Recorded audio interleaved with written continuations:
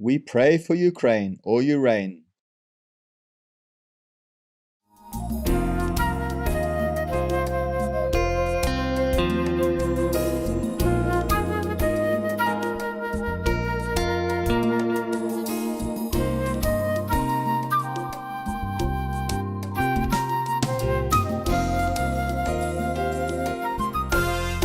So they study with perseverance and interest the ancient writings, the scriptures, yeah, the sutras, yeah, all these holy teachings they study. Yeah. We do, hey? Yeah, we are doing now to prove it.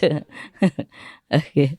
They especially prefer such that they are intended to indurate and strengthen the body and ennoble and sanctify the spirit. They have profound knowledge of the art of healing and study it arduously. They examine and are acquainted with the medicinal herbs and plants which they prepare as medicine for man and beast, animal people. Animal people actually maybe explaining differently here. I don't think they call them beasts in that order. We don't call anybody beasts in our order, no? We call them animal people, brothers and sisters, friends, yeah? Okay. So it's just a different translation. Or maybe at that time, that was the word they used. Yeah, so. They also know the use and worth of minerals as medicine and do a great deal of good by applying these for healing the sick. Anybody that wishes to belong to the brotherhood is not at once admitted. Of course not, huh? Yeah, 3 months vegan, huh? Before admittance to the brotherhood, one has first to pass a whole year of trials outside the same. 1 year?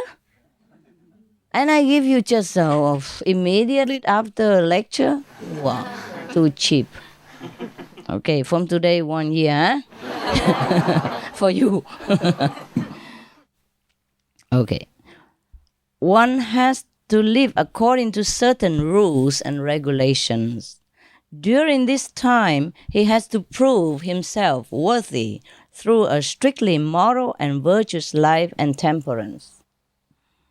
He is provided with a spade, an apron, and a white garment. Now he is again subjected to new trials.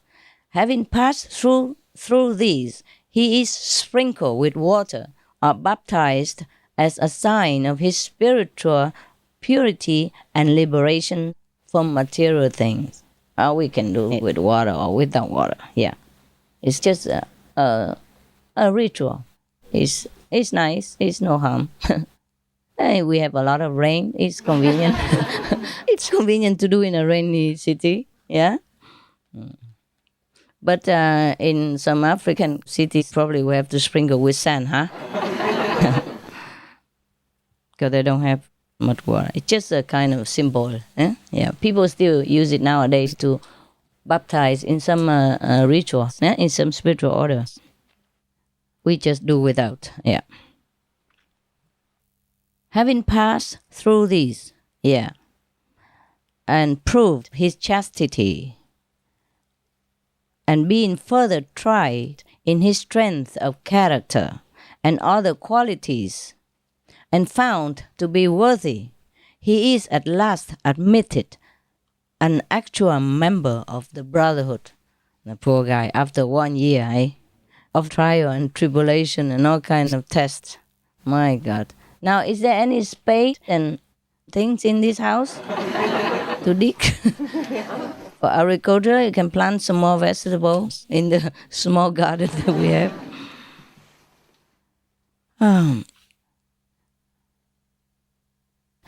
But before he touches any food in the presence of the brotherhood, does he take this sacred vow? Above all things, to respect God. He must, of a true and pure heart, exercise justice and honesty to all men. Neither of imposed or influenced by others must he harm or hurt any man. Understand? No matter how. Yeah? Okay. During all his life to shun injustice. Further, he vows sacredly ever to obey his worldly rulers, as nobody has the rule without the will of God. Do you understand that? Hmm? So um,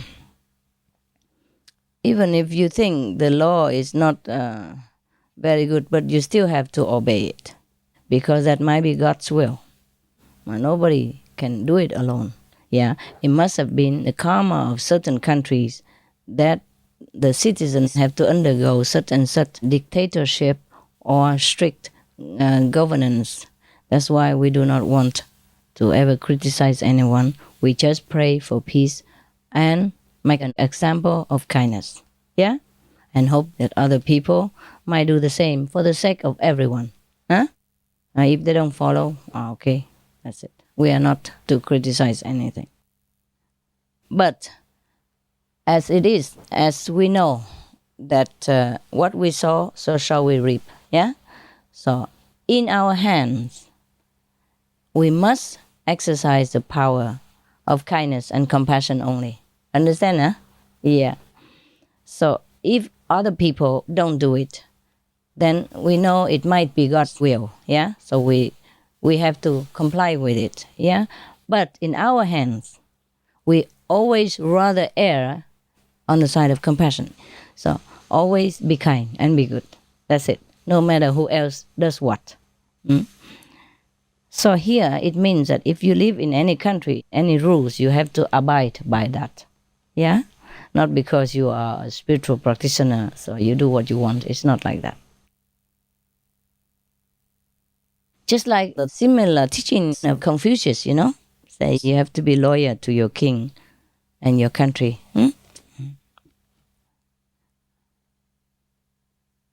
If he becomes a ruler, if the practitioner of the Essenes order become a ruler, does he vow not to misuse his power? Yeah, I told you already. In our hands, we always exercise the power of compassion and kindness. Rather hurt ourselves, not hurt other people. Yeah, do you understand me? Outsider. Yeah, here I beat you up anytime. I beat your ego up. Yeah? Do I? No? Maybe I should, huh? Come here. I beat you with a bar of chocolate. Okay. It's very rare that the master does that. Yeah? It's very rare that the master has to resort to some kind of physical reprimand. Yeah, very rare.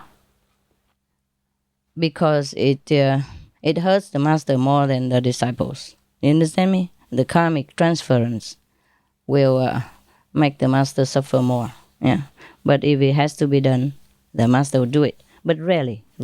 Yeah. Mostly verbal teaching should be applied to yourself, to the disciples, and that should be very sufficient already. If you keep the precepts and you really tone down your ego, yeah, and try to be humble, then the master doesn't ever have to suffer too much. Okay? Humility is very important. Humility means the absence of ego. Yeah? Ego means the absence of humility. Humility is very important. Without it, you will cause a lot of trouble and headache for everybody, including the master. Yeah? Even if you want to do good, you do it with just ego. It's just the way you think. You ignore everyone else. You don't consider. Not because you want to. It's just, you just live that way. Your ego just leads you into that kind of inconsiderate way of life. And then it's very difficult for you to understand everybody else's feelings or convenience. So the ego is your worst enemy. Worse than eating meat. You understand? If the people already killed it and you eat it, you have some karma, you don't have too much compassion. But with ego, you even forsake also compassion because you don't know what compassion is anymore. You are blind to the people around you of their feelings, their emotions, and their needs. You are blind. If you have ego, you just think of yourself, the way you want to do this, the way you do that, and you do it your way, and you just don't think of any other alternative. You don't consider anybody else.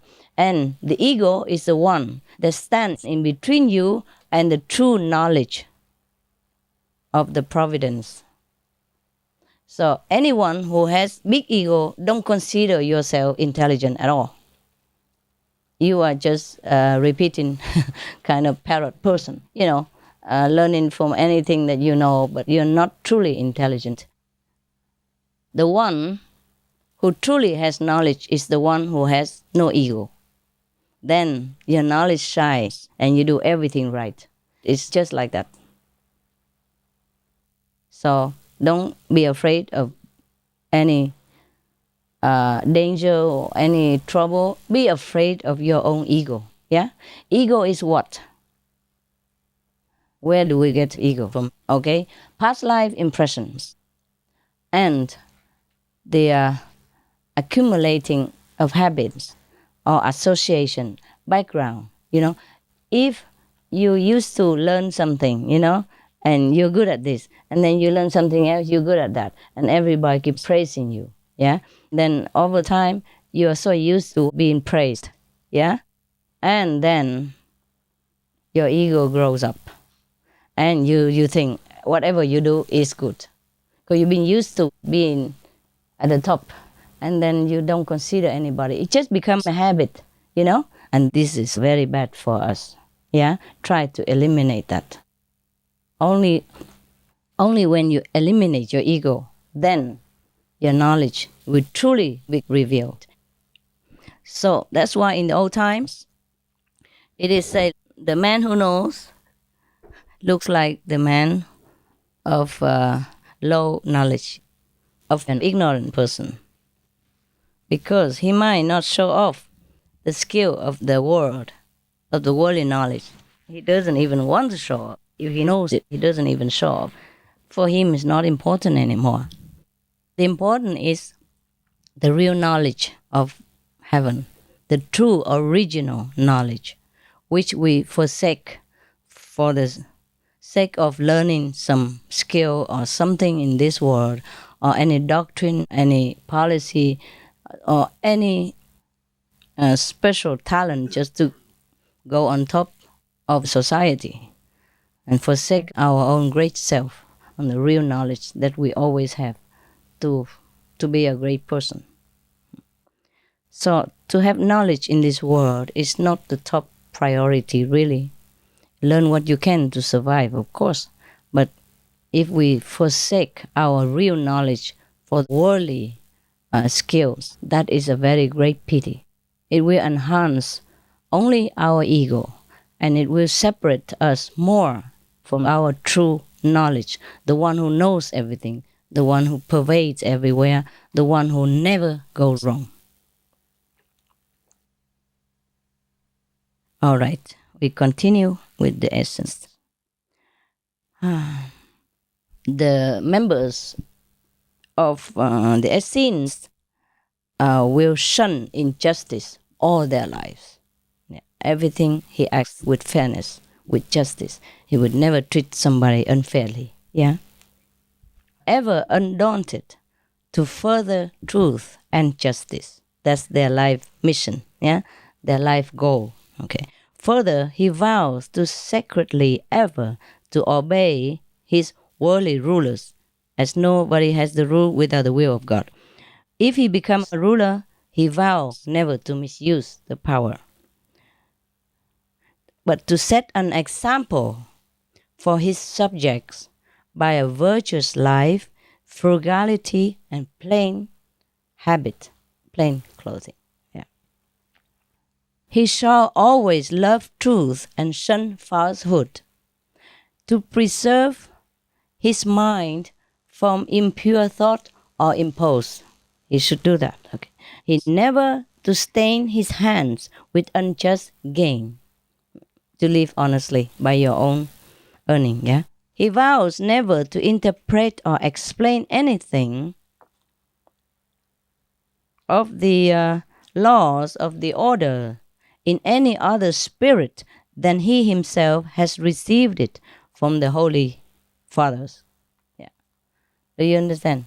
He would not misinterpret it. He would not distort the true teaching for gain or for profit of any kind, except to impart it to others just the way he has received it, just to know God, yeah, to be virtuous and moral. To faithfully hide and take care of the books.